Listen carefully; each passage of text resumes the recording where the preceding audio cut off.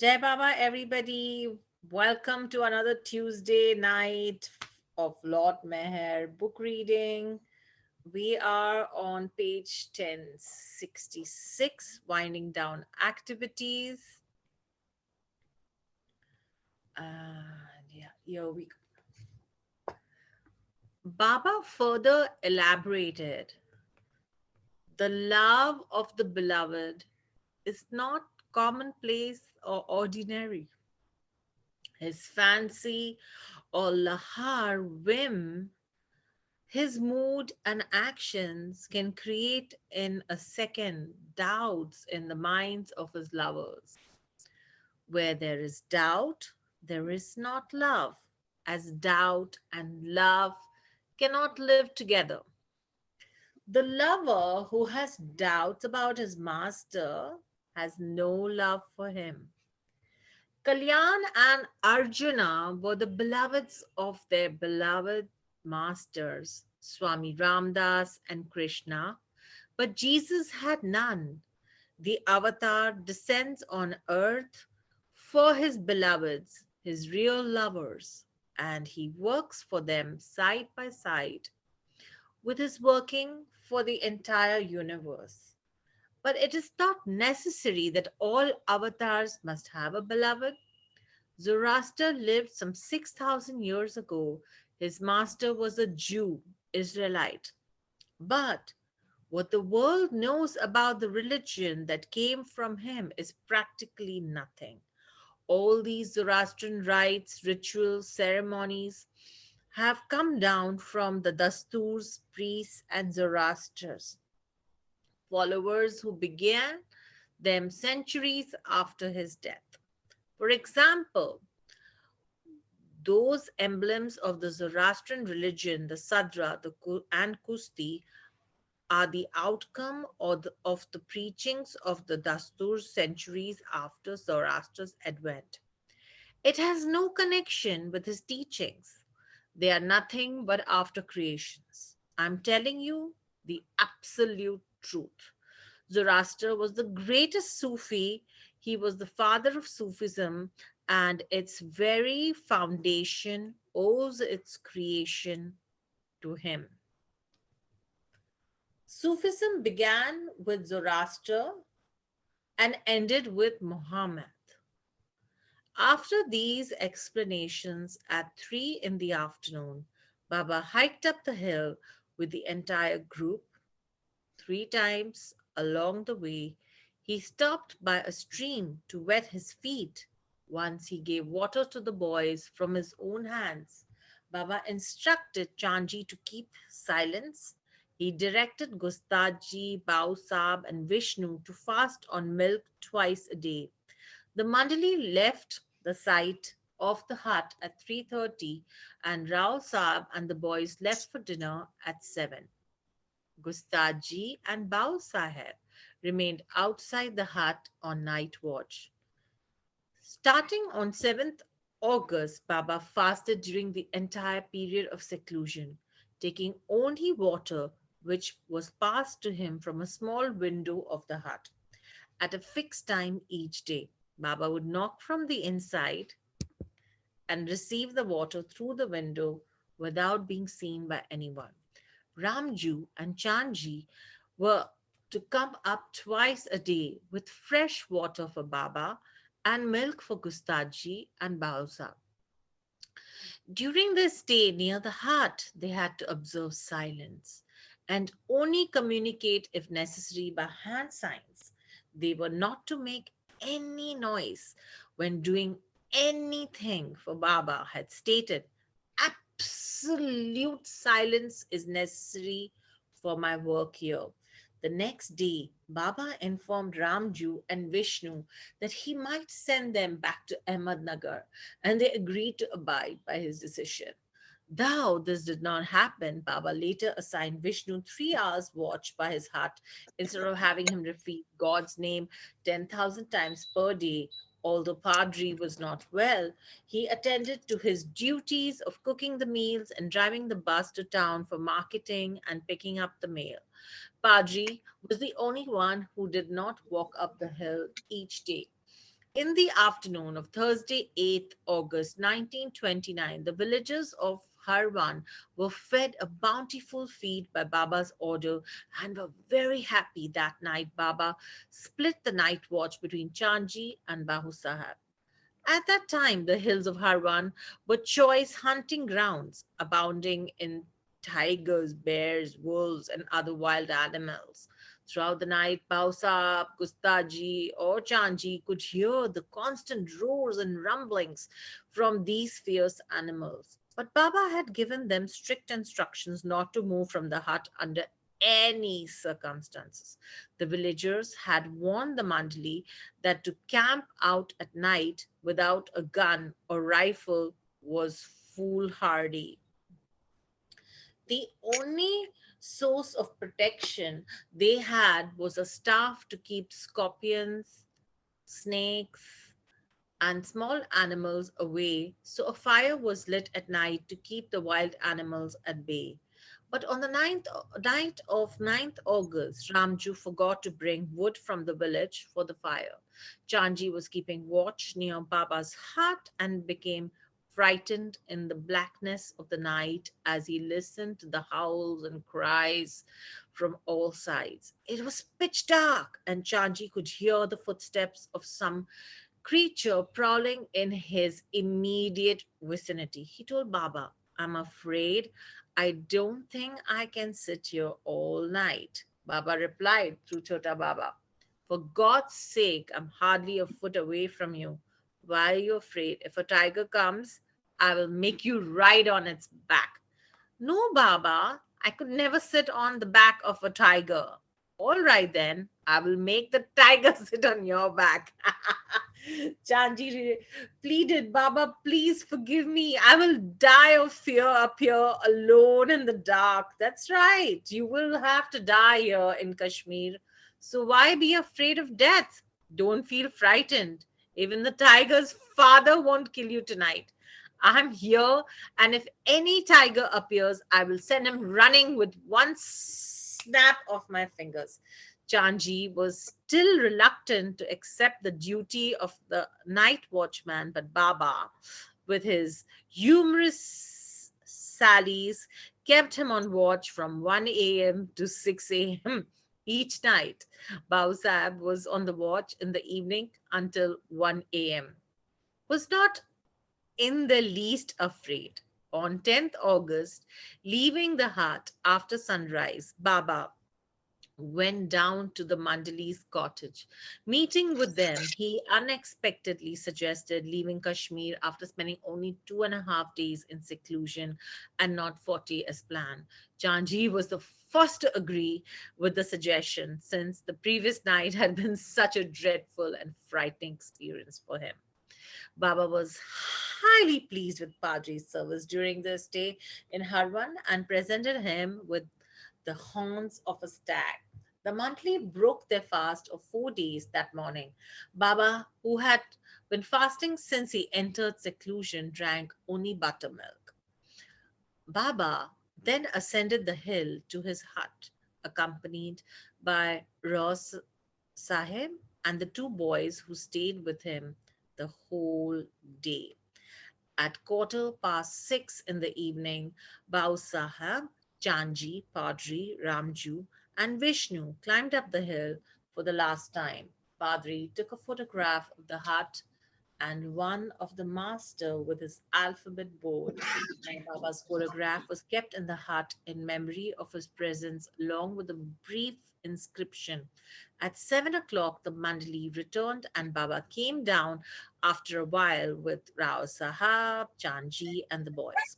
Pandit, the pure hearted Kashmiri boy. I hear someone's dog. Pandit, the pure hearted Kashmiri boy, came again and was given a locket with Baba's picture in it. Can you all please mute yourselves if that's okay? Thank you. Baba decided to leave Kashmir the next day. Coming to know of this, the villagers formed a long procession for darshan. Although it had been banned for the past 3 days, Many had come and sought darshan. The headman of the village declared sincerely, the whole of Harwan is sanctified by Meher Baba's presence. Kashmir trip 1929. So we have a map of India, focusing on North India till Mehrabad. So they show where Afghanistan is, China is, Harwan, Shalimar, Nishat, different parts of Srinagar and Kashmir, down to Lahore, Amritsar, Panipat, Delhi, Aligarh, and the Blue Bus, and Gwalior, Shivpuri, Bhopal, Kalgat, Nasik, Rauri, and Mehrabad. And it shows where he has stayed overnight and a return trip, overnight stay, and a brief halt. At 8 o'clock on Sunday morning, 11th August 1929, Baba and the Mandali hurriedly departed from Harban, thereby eluding another long procession of farewells from the villagers. They traveled all day and stopped at a rest house at Banihal at 5:40 p.m., where Bahu Sahab and Vishnu cooked rice and dal. Baba too broke his fast and joined the Mandali for dinner at 9 p.m. Rahu Sahab, who was out of sorts and refused to eat, took the first shift of night watch from 10 p.m. until midnight, and Chandji did remaining watch from midnight to 4 a.m.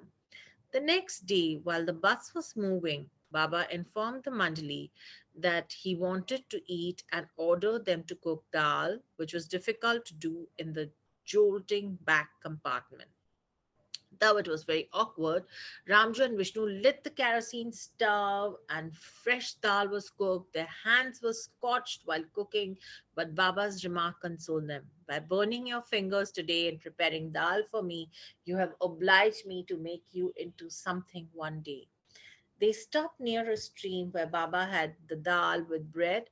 It was becoming warm, and Baba took off his comely coat. The connection this court had with Baba's work in Kashmir was deeply significant. But Baba never explained what it was. After traveling for 4 days, they reached Panipat on 15th August. Baba, with the help of Aga Ali, prepared tea. He later remarked, from today, we won't stop in any city or town for the remainder of our journey. So, from Panipat, they began camping out in the open under the shelter of trees during the night or under the bus. While journeying to Kashmir, they had slept in hotels, dark bungalows, or dharamshalas. But from the 15th, Baba wished to spend the night under the stars, in forests, or by the side of a river. They would drive all day, stopping only for their morning meals, and continue driving late into night, sleeping outside, sometimes even in the monsoon rain. The following day at 10:45 a.m., 8 miles past Agra, Baba gestured to stop at a wayside inn. Their meal was cooked by Baba, with Aga Ali and Ali Akbar assisting him. After lunch, the journey continued. It had rained the entire time they had stopped.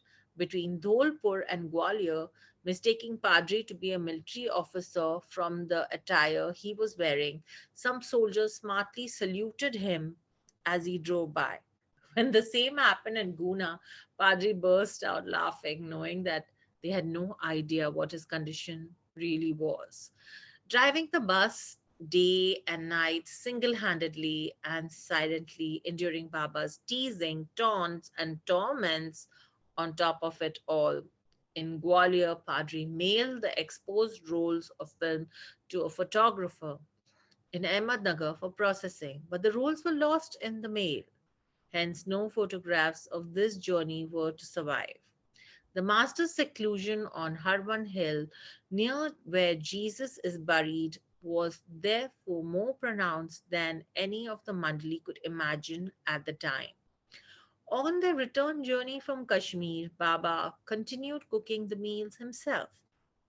But this was not prasad to the mandali. It was a painful taunting. They had to bear Baba's repeating censoring. It's all right, you all take rest. All of you are so tired. I will cook for you. Don't worry, since you're exhausted. To alleviate the situation, not only would Baba not allow to help cook, he would tease them about it, making them all the more irritated. His You sharp missed a words. line, Mona. You Sorry? missed a line. You missed a Oh, good line, just a couple lines yeah, yeah. back. Okay, I'll go Repeat it. back. Yeah. I'll read this para again.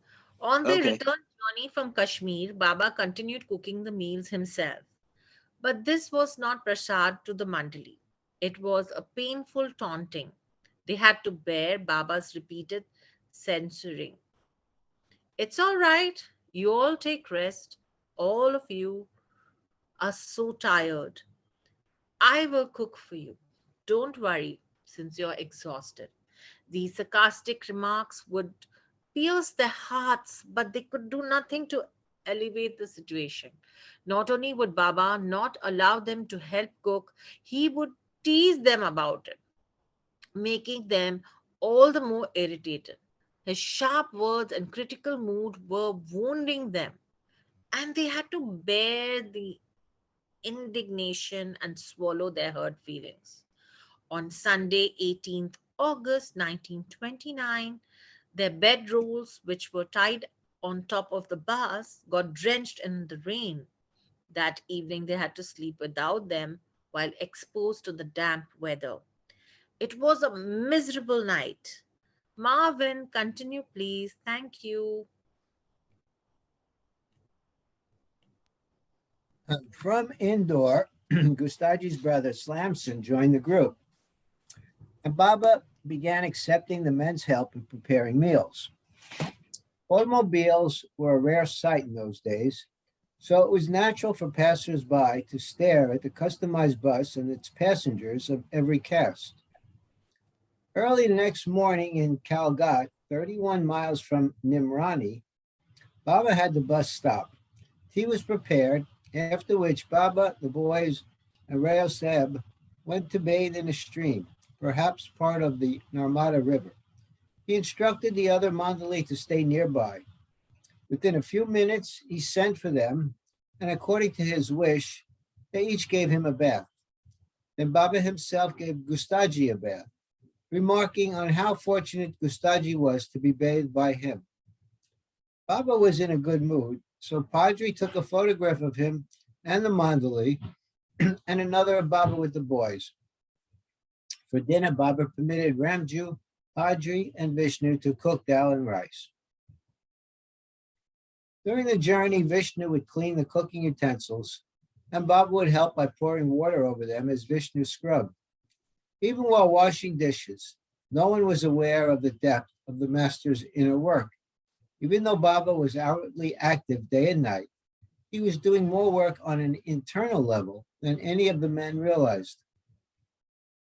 Baba and the Mandali reached Kalamama's residence in Dhulia at around 9:30 a.m. on Tuesday, 20th August 1929. Baba was again received with great reverence by Kalamama and his wife, who pleaded with Baba to remain at their home for 3 days, to which Baba agreed.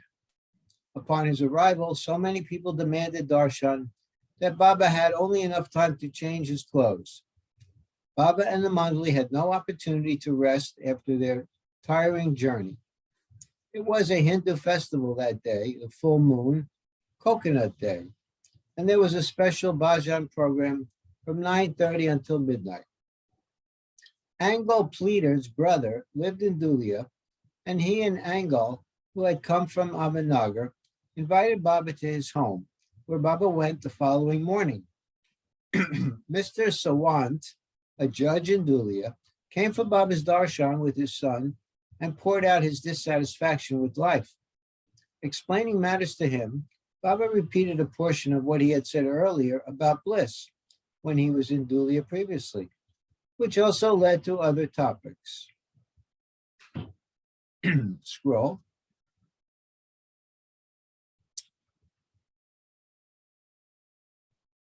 The whole universe is full of bliss. In fact, nothing really exists except bliss. But ordinary mortals cannot achieve it, and they run after material happiness, trying to extract pleasure out of the world by acquiring possessions.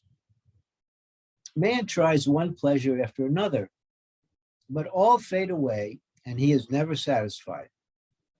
When he is fed up with one, he tries another. When that one proves distasteful, something else is tried, and so on. For ages on end, mortal beings have tried in vain, birth after birth, to gain happiness from the world. But where is this bliss found?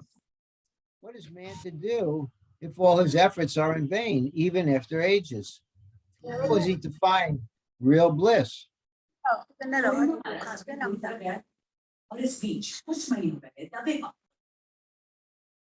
Only the Sadgurus and avatars enjoy this divine bliss. If you need something, then you have to approach the person who has it. Similarly, to acquire this bliss, one must go to those who have it and who continuously experience and enjoy it, the realized perfect ones. Only they can give it to you. And for that, you must remain with them. Satsang, the company of these perfect ones, is the best medium and path to the attainment of bliss. By the grace of the Sadguru, you can gain this bliss in a moment. So the Master's grace is essential, but you have to earn it by staying with him and serving him with all your heart. Elucidating further, Baba stated, these realized personalities are of two kinds, Saliks or Sadgurus, and Majus. Both are realized and enjoy perfect bliss, but outwardly, there is a vast difference between these two types. The Majus, though God realized, go about in rags or are completely naked. They remain in dirty surroundings and are oblivious to the world and people, to whom they appear to be crackpot beggars. On the other hand, Saliks and perfect masters, though fully God realized, act just like ordinary mortals. They eat, drink, sleep, talk, and appear to suffer like any other ordinary man. But how can you recognize them? Among 100,000 so-called saints, there may be only one who is real. What is the test? The best test is to have his company. Maintain your connection with him. Stay with him. Then you can know him. And even in your own limited way, judge him by your standards, understanding him to some degree. For example, there are 2 glasses full of water.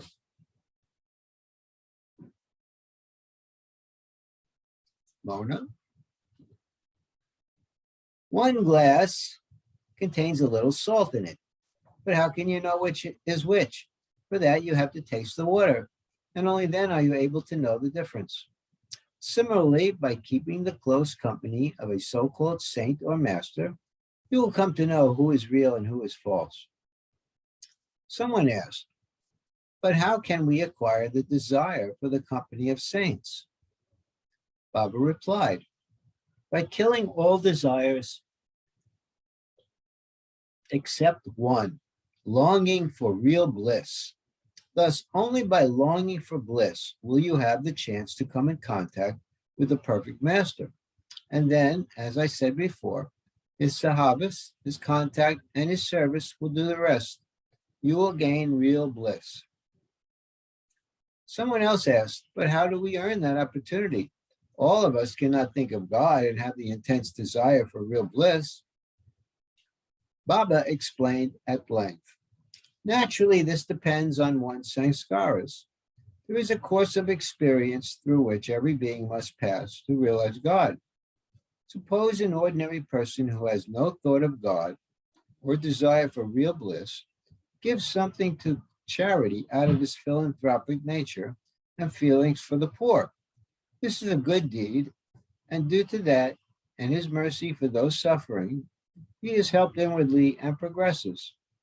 His kind and generous mentality enables him to progress further and further until a time comes when the desire for real bliss is created. The desire for bliss is born in him automatically. This desire leads him to a Sadguru, and by thus reaching the original source of everything, he is eventually able to attain bliss. But before achieving this state of being able to create a desire for real bliss, he has to pass through a succession of experiences, both good and bad. Amplifying this point further, Baba continued, in fact, there is nothing such as happiness and misery, virtue and vice, or good and bad. Only bliss exists.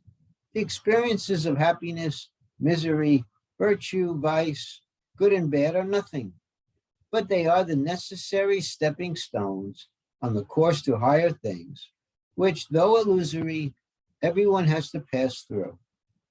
Only the Sadguru can alter, divert, or destroy this course. That is, he can change the course of a person's destiny. This automatically occurs once a person comes in contact with a master.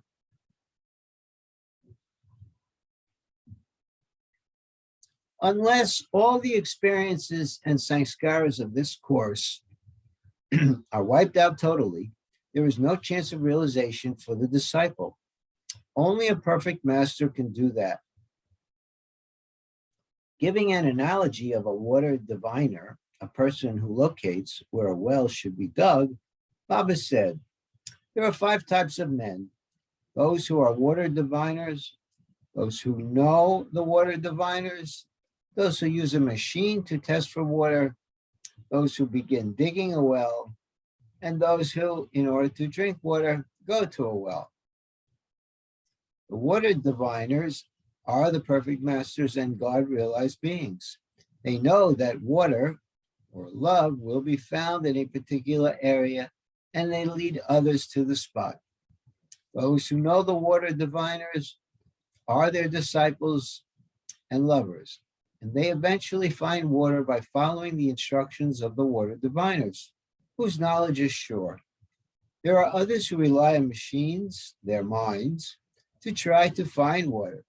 Still others begin digging a well with no test at all, first in one place and then in another, following one master and then another from place to place.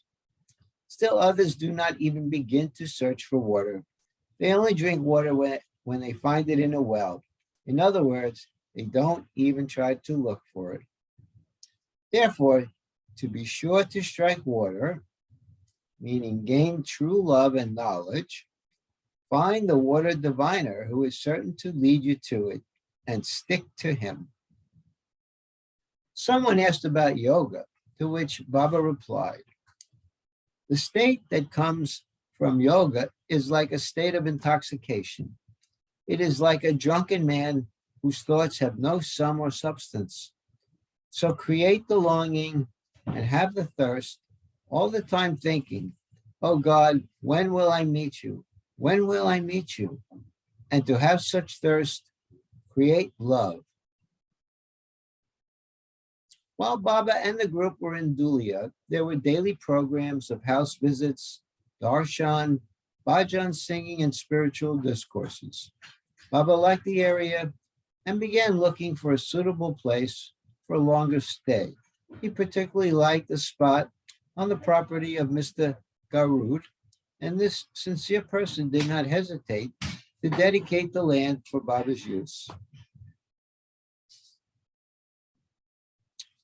Baba directed Kala Mama to erect a hut for him there. Baba also visited K.K. Manikar's residence, where he had a dinner on the 22nd. Meanwhile, news arrived from Nasik that Kushuru Masa was still being held prisoner by his relatives in Bombay, and no one connected with Meher Baba was allowed to see him.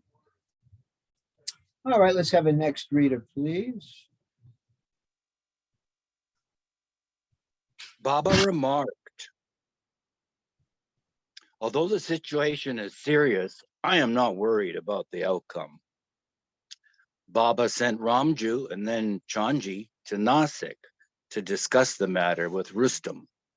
As mentioned, Kaikushu's relatives were antagonistic toward Baba and did not approve of Kaikushu, Sunamasi, and Khorshid staying with him and living under his guidance. They feared all of the family's wealth would be given to Meher Baba. So before Kaikushu could do that, the relatives forced him to have his property legally transferred to them, after which he was set free. Baba's early disciples suffered much more than communal ostracism, Age noted. Oftentimes they suffered financially as well. On Friday, 23 August 1929, Baba wished to proceed to Aurangabad, and they departed in the bus at 3 in the afternoon. Many devotees from Dhulia came to see Baba off. Kalamama and his family bid Baba farewell with especially heavy hearts. After the bus had gone some distance, Baba changed his mind and gave Padri directions to drive first to Malagaon. When they arrived, Wasaheb asked, "Now where do we go from here?"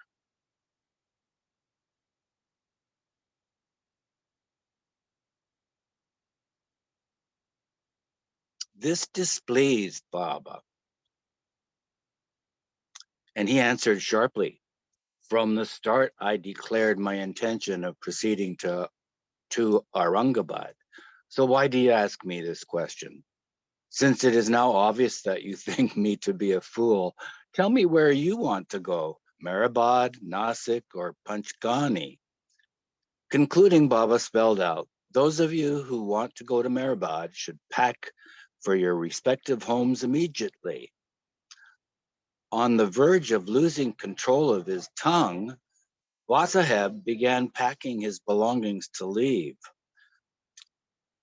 Baba called him back and explained, "You cannot understand these sudden and frequent changes of my plans. There is a great mystery behind making these changes. Stick to me and bear everything with patience. I know what I'm doing." Like Ram, Baba shot arrows into the hearts of his close ones, piercing the veil of the ego mind in order to create a feeling of love. It is a tortuous process. Since Chagan's departure, Padre had become one of Baba's favorite targets. As Padre was driving, Baba shot a few arrows at him, inquiring, "When I tell you to drive fast, why don't you do it? Why do you ignore me?" "Baba, the condition of the road is very bad," Padre said in his defense. "If I were to accelerate, there might be an accident."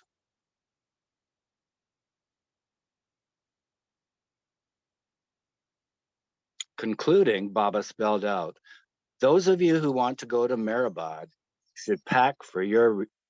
No, oh, there we go. "That means you know more than I do," Baba snapped. "Has your father ever driven a bus?" "My father was a driver, and now I am one too."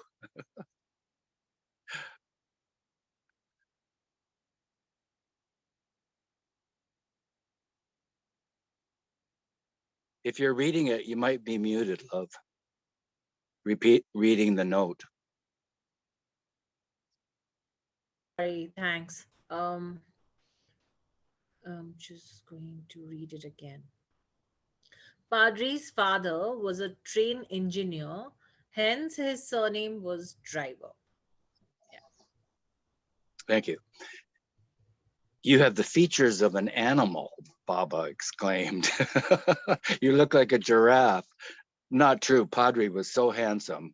If I may interject, if the reader may interject. Besides being tall, you talk quite tall. Padre stopped the bus.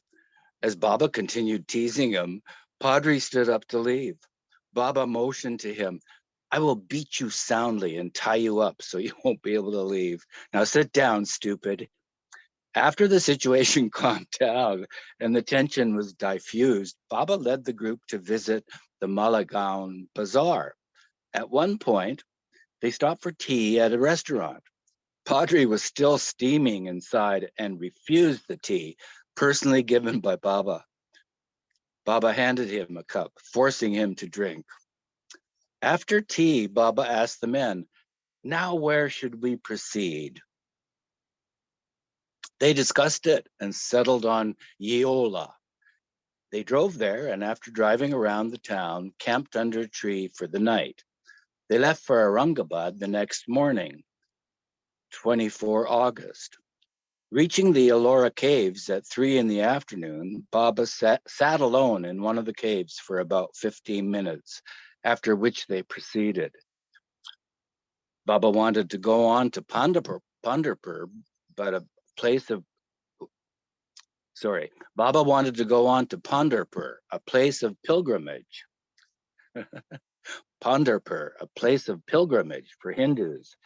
But after inquiry, it was learned that there was no passable road to Pandharpur, and going there would necessitate crossing a river, which would be extremely difficult in a bus.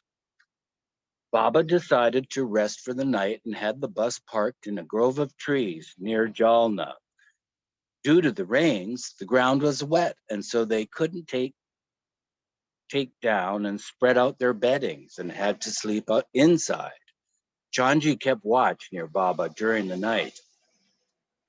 On the morning of Sunday, 25 August 1929, Baba discussed visiting several other places. However, it was decided to proceed to Nasik, which they reached at 8:45 that night. The journey came to an abrupt end for the three boys. Baba decided to send Aga Ali, Ali Akbar, and Chota Baba with Rao Saheb to Quetta.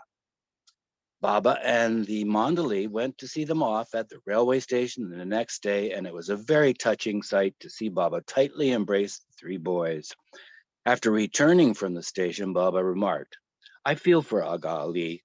For a long time, day and night, I kept him so close to me, and now I have sent him thousands of miles away. My Lahore is truly wonderful, and now I feel for him. Why? Because he will feel the separation so much. The arrows of his pain already prick and pain me." In the same way, I feel for Vasant, who is made to stay at home with his parents when his heart only longs to be by my side.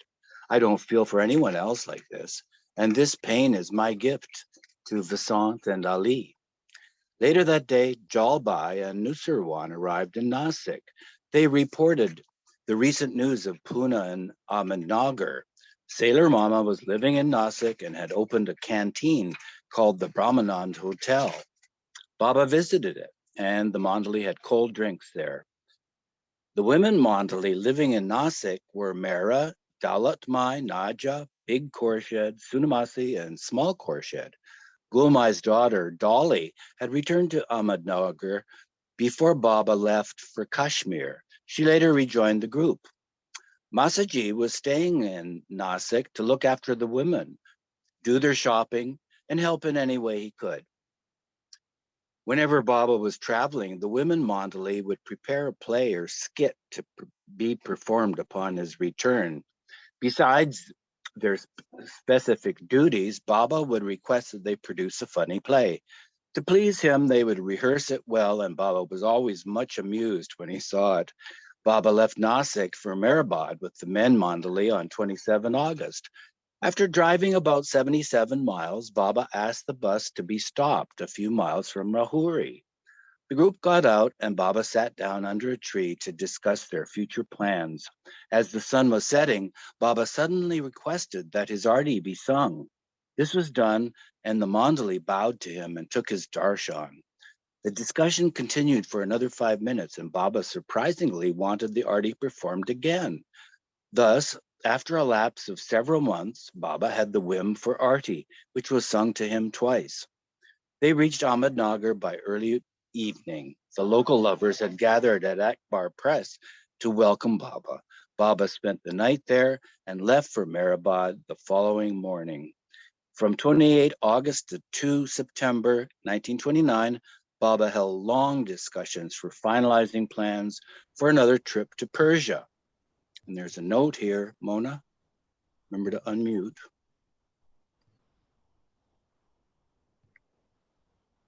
Baba had traveled to Persia 5 years before in 1924, but had only stayed for a few days.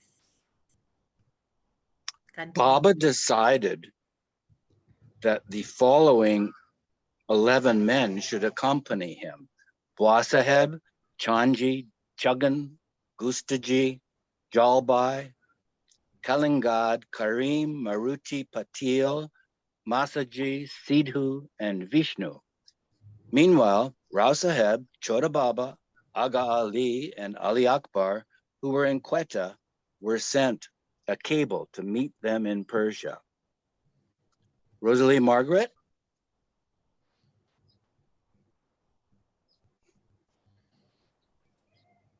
Bomanji, Bele, Dastur, Padre, Ramju, and the Mustan were to stay behind in Meherabad. Rustam and the women Mandali remained in Nasik. Babu Sakawala had relocated from Nasik to Manmad. During this period, there were still 5 other Prem Ashram boys with whom Baba maintained close connection. They were staying at Akbar Press. Against his wishes, 15-year-old Vasant was staying at his parents' home in the village of Jamkhed, where he would barely speak to anyone and answer only in monosyllables. Baba had once observed about the boy, "He is almost a saint already." On Sunday, 1st September, Baba remarked, "Vasant is the best of the Prem Ashram boys. I must not leave Meherabad on my next tour without giving him the benefit of my company for at least half an hour. If he learned that I was here and had left without seeing him, he would feel so bad he might even die." I have a question I have to ask. This bus they're driving, is it the blue bus? No, it's too early for the blue bus. Yeah, I know, but I just wondered. Yeah. The next day, Baba was driven the 60 miles to Jamkhed, especially to meet this lucky youth. Vasant was overjoyed at the good fortune of having Baba's darshan and was profoundly humbled to know that the master had come so far to see him. In order to secure passports and visas required to visit Persia, Baba left Meherabad for Bombay on 3rd September 1929, 2 weeks prior to his scheduled departure. Chanji, Gustaji, and Ramju accompanied him, among others. In Bombay, Baba was accommodated at Naval and Dina Talati's apartment in the Shivlal Motilal building on Belasis Road at Baikula. Many new devotees came into the master's contact during this week-long stay there. At first, Baba instructed Dina not to allow anyone to enter the house for darshan unless he called them. So she stood at the entrance of her home to prevent people from coming inside. But there were 2 entrances to the residence. As soon as I told someone of Baba's orders from the front door, Dina recalled, Baba would send one of the mandali to call the person from the other door, give them darshan, talk to them, and even ask them to stay for lunch. When they were leaving, they criticized Dina. Don't think this is your house. The house where God is staying belongs to all. Dina replied helplessly, it was not my idea. It was Baba's order. What could I do? After a few days, Dina decided to stop preventing people from entering. Baba scolded her.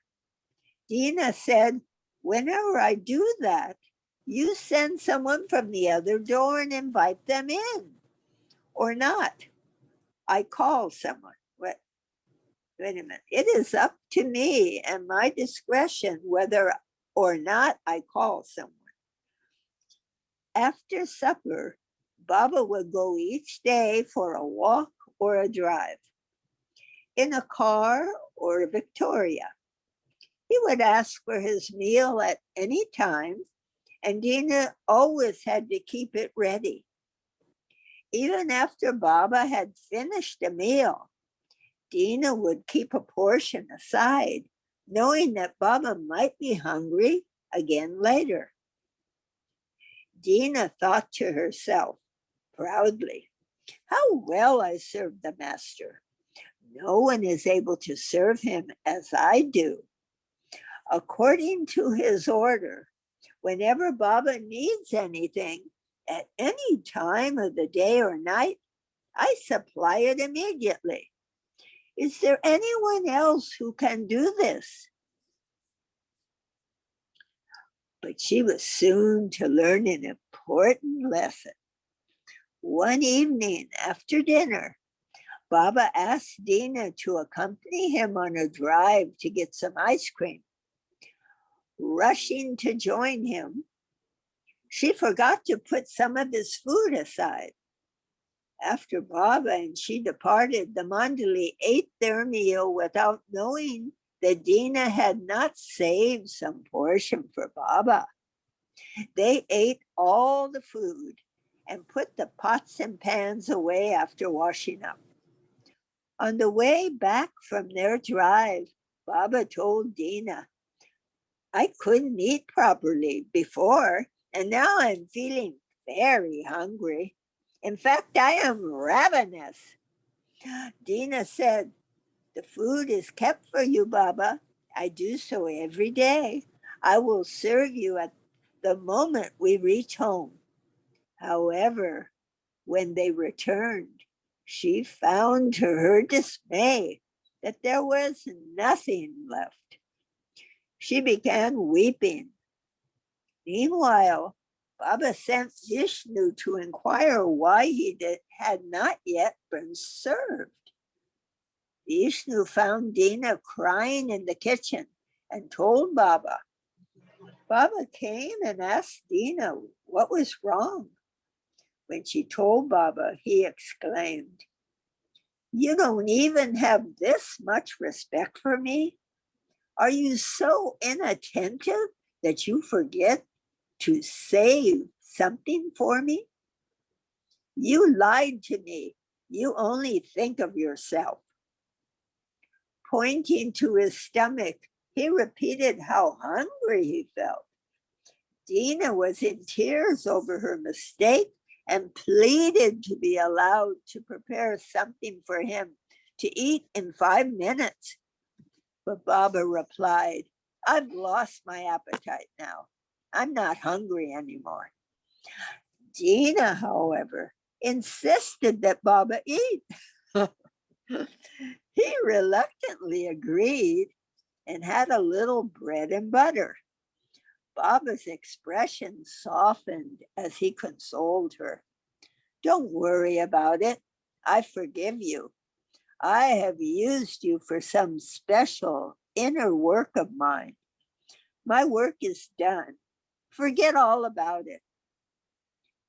The incident taught Dina A great lesson. Never take pride in serving the master. What could one do for he who serves the universe? Another incident involving food made Dina keenly aware of the folly of such thoughts. One day, Baba instructed Dina to cook for him, as well as for the mandali, but the men were to help her. When it was ready, Dina informed Baba, and he came to the dining room with everyone who had come for darshan that day.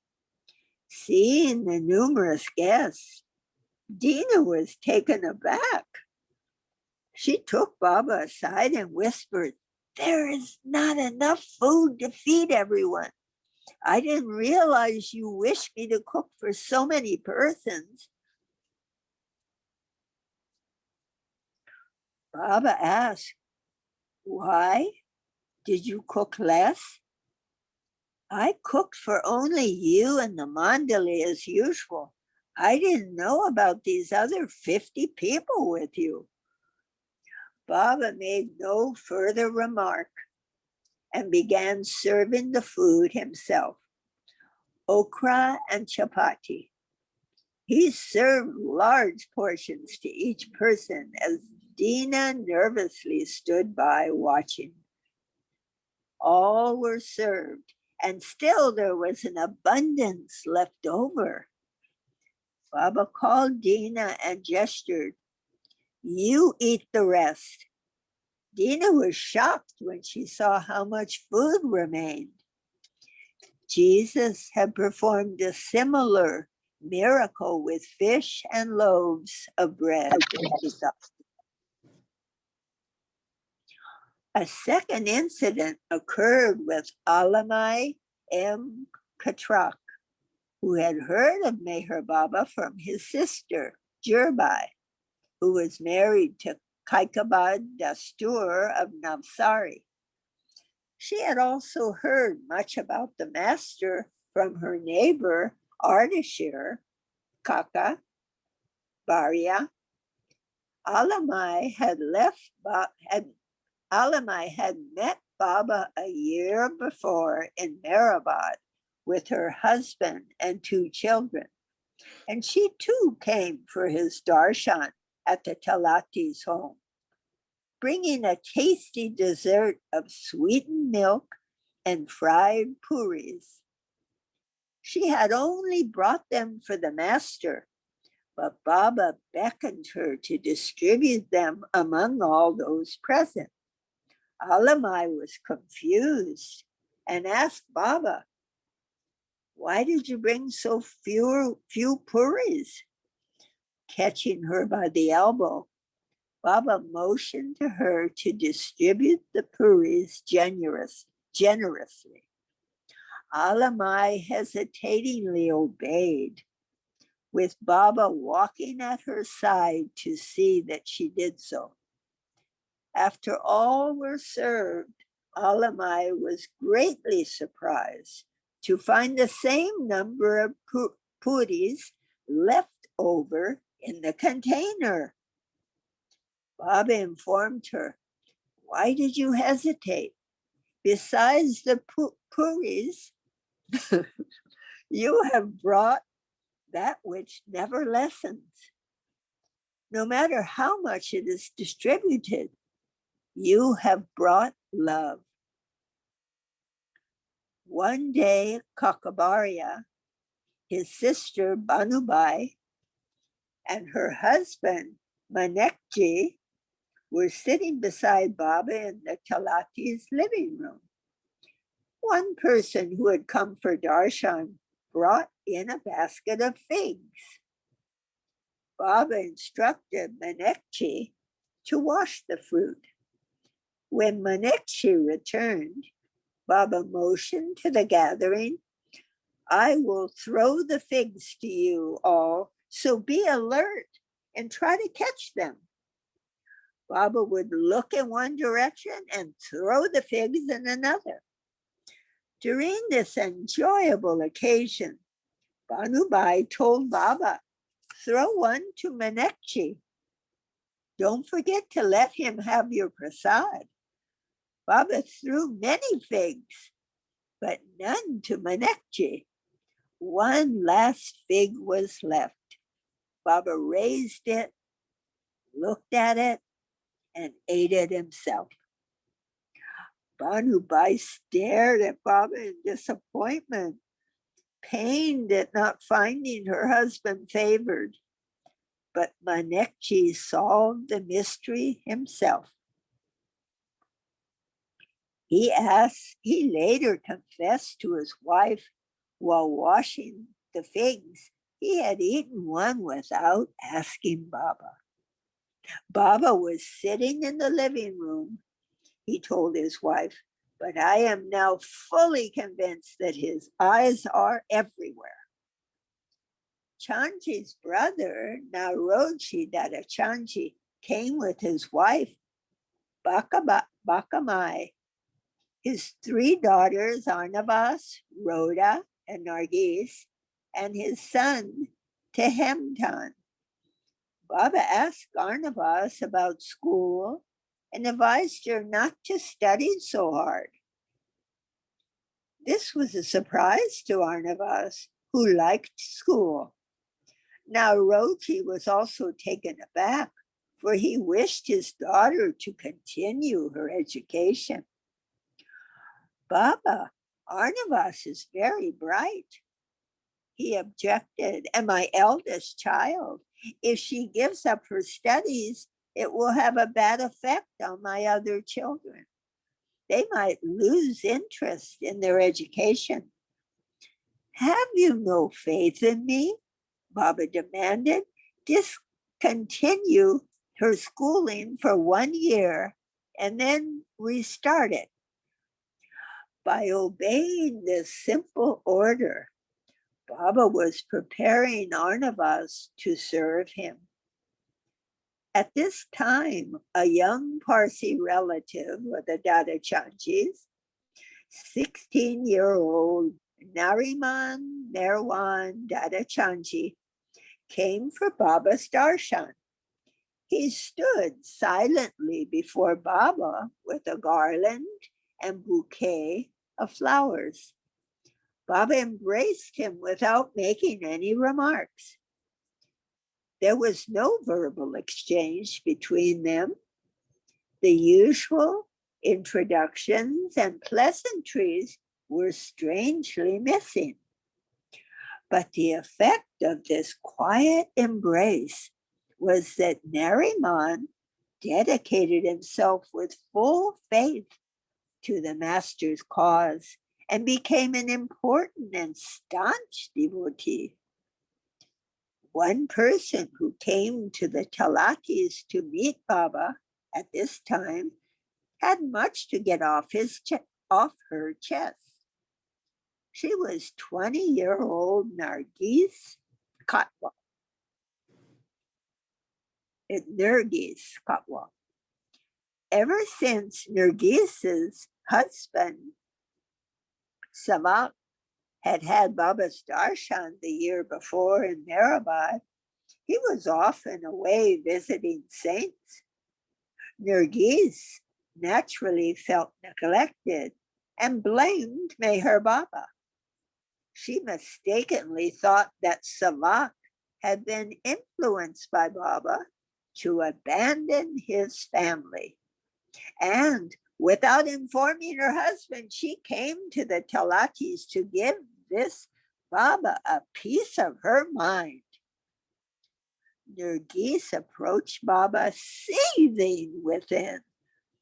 So you are that Meher Baba, she said sarcastically. With a smile, Baba nodded yes. She then poured out her tale of woe about Savak's indifference, pleading, what type of devotee is he? Is this how you wish your followers to behave? Dictating from his board, Baba spelled out, I have come to unite, not to divide. Don't worry, everything will be all right. Even if you leave Sabak, he will never leave you. Wow.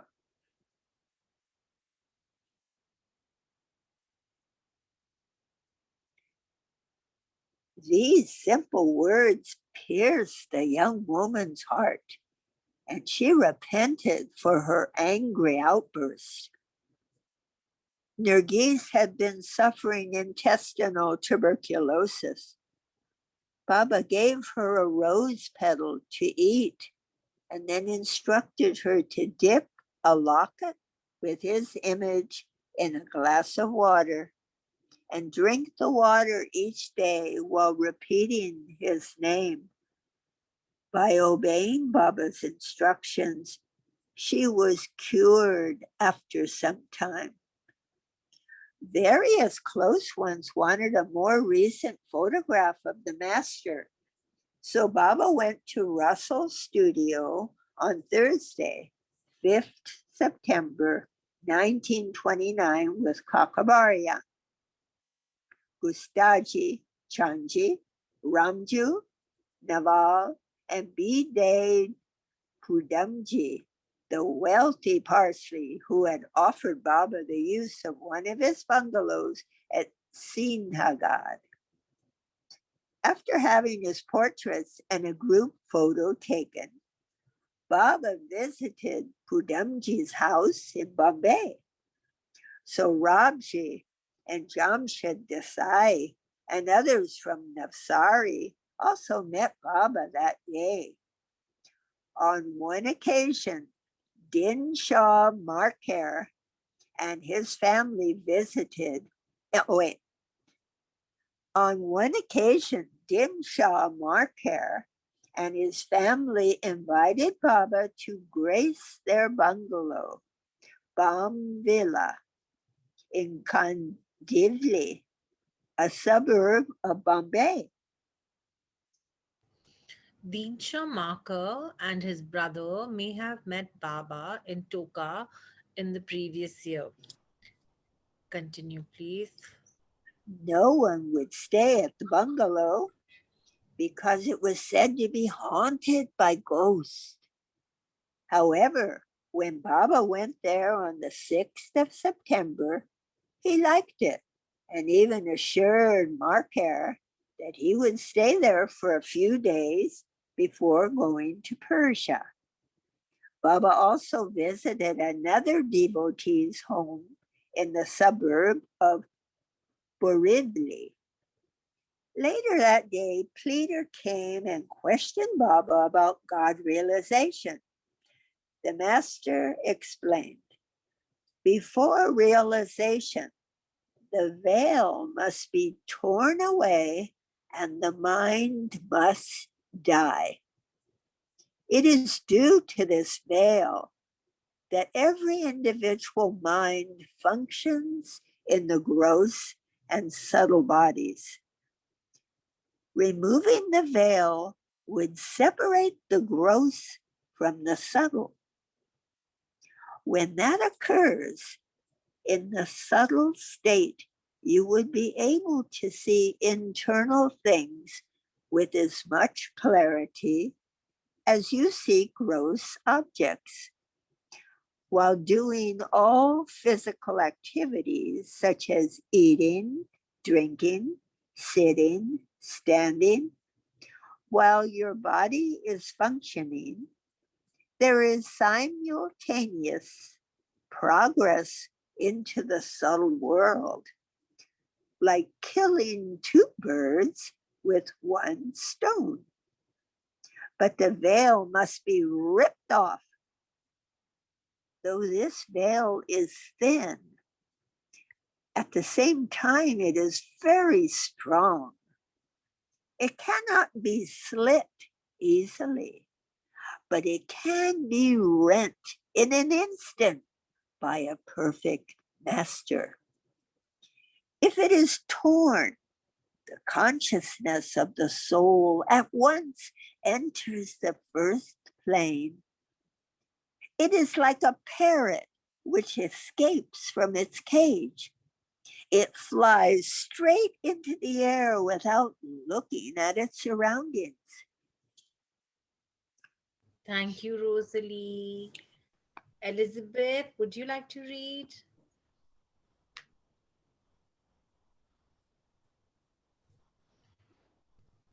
She needs words.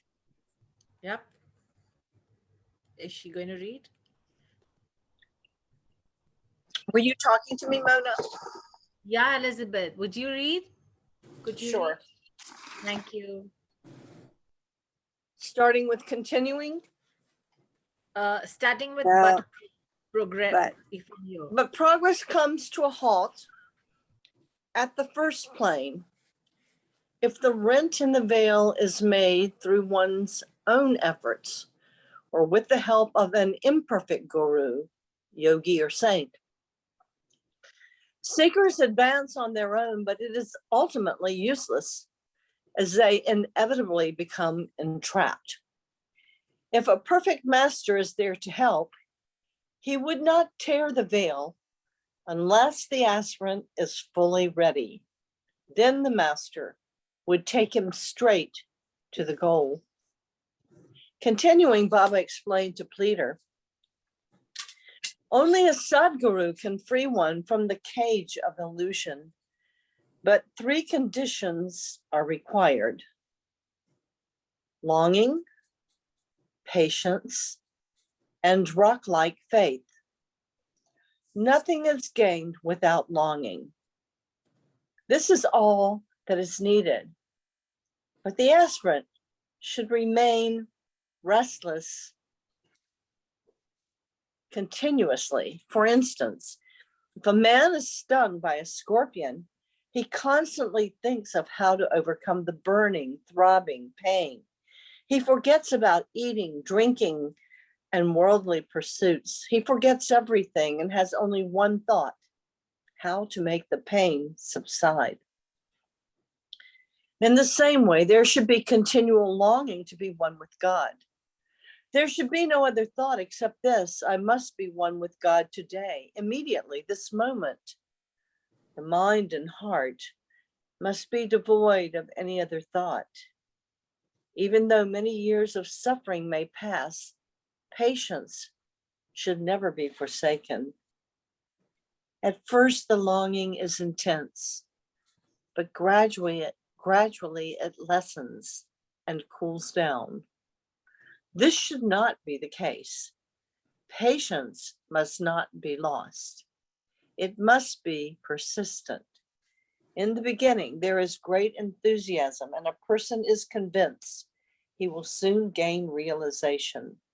But with the passing of time, his enthusiasm wanes.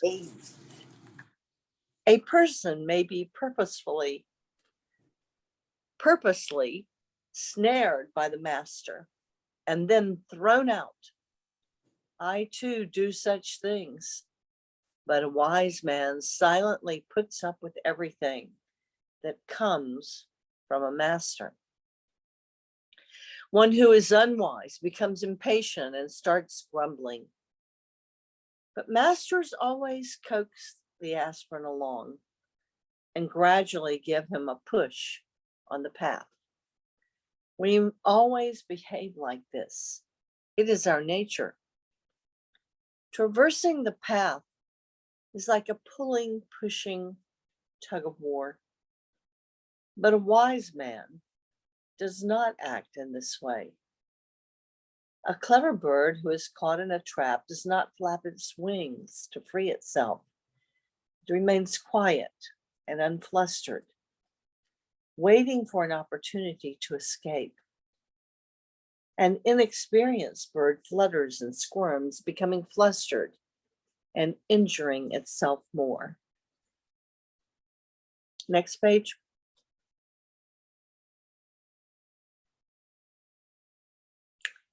$10.64. Can you bring it down just a little? I can't read the top. $10.84, winding down activities. Think how patient Hafiz remained to have endured the treatment of his master for 40 years. Your steadfastness and determination should be like the steady flow of castor oil when poured. Peter was in the habit of visiting different saints and sadhus, and to caution him against doing this, Baba advised him, do not be after gatekeepers or watchmen. Catch hold of the emperor. Never be after his servants. No minister or secretary will help. A king is, after all, a king, and his servants only servants. Once you have approached the king directly, it is of no benefit to maintain a friendly attitude with his servants. Your friendship with the king might precipitate any situation, but you should stick to him. Even if you are about to die, you should never let go of his hand. The emperor is perfect knowledge. One should forget everyone and everything in his company. One should stop one's previous habits. One should not think of meditating or repeating God's name or any other type of worship. The most that could happen with any of these practices is that you would enter samadhi. Such practices can never make you one with God. Instead, one should submit oneself to the emperor's will, having only the thought, oh God, when will you meet me? This longing must be present 24 hours a day. If the feeling is intense enough, God will surely fulfill it. To help people is good, but service done under the guidance and according to the instructions of a perfect master is the best. Service to half-baked gurus and false saints will throw you into a gutter. You will be left hanging by those hypocrites. If you are unlucky enough to find a false guru, he will accept you and take you into his service. However, he will then give you up, and that will cool down your longing. Instead of losing sanskaras, you will accumulate them and will become disappointed and disgusted. These false saints cannot give you anything, while those on the first and second planes and walis and peers of the fifth and sixth planes can raise you to a higher state with just one look. But that is not the perfect state, as these advanced souls are not perfect. At times, even perfect masters cannot help those caught in these nets. Therefore, except for the perfect ones, do not be beguiled, even by the sixth and seventh plane wallas. It says even by the fifth and sixth plane walas. Yeah. Do you want me to keep going or you want someone else to read? I'd like you to read. Thank you. Okay. You have to go up to the top.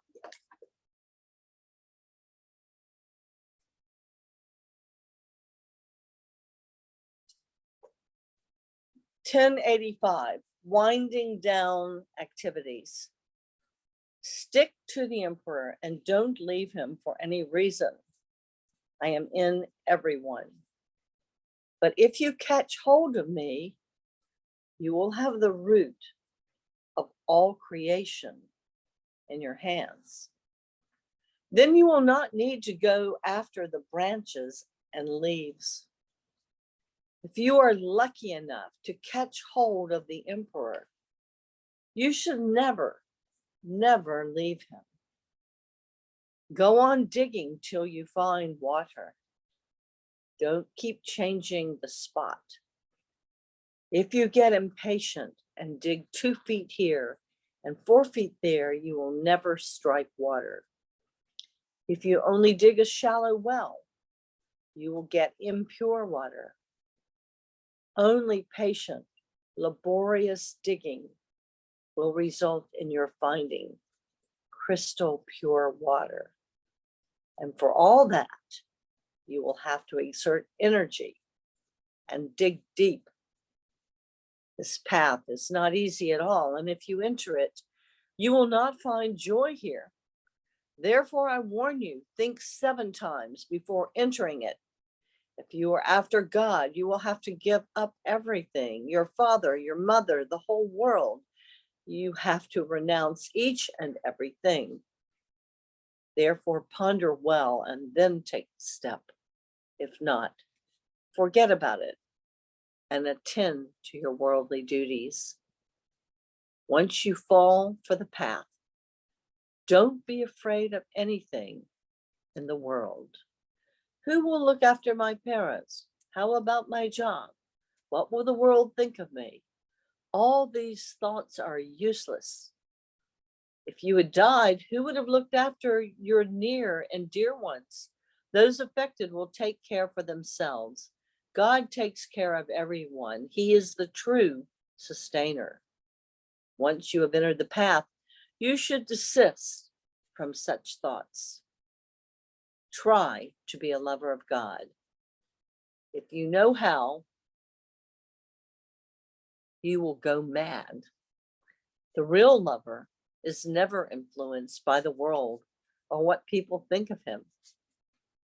He will not even care for his life. He will remain what he is, totally indifferent to the world, unashamed of anything. Baba ended by saying, all rivers flow in me. I am the ocean.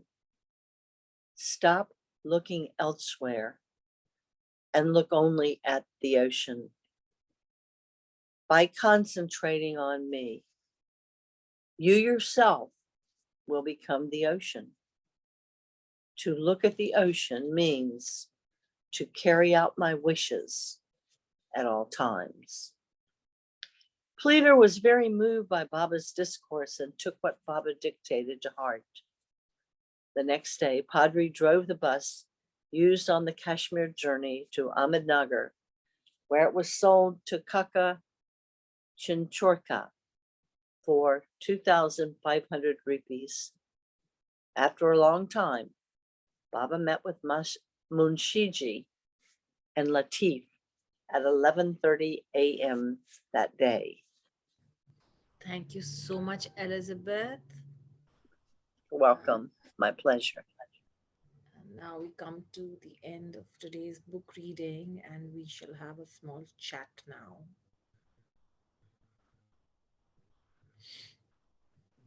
Page did we finish on, Mona?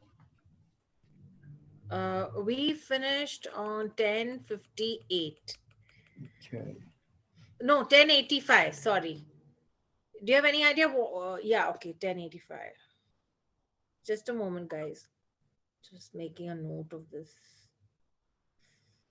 So we read from 10:66 to 10:85 today.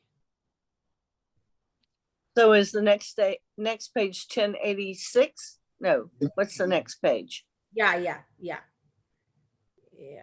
Elizabeth. The next page is 1086, which we'll start next week. Hopefully, unless you want to have another day this week. So, yeah.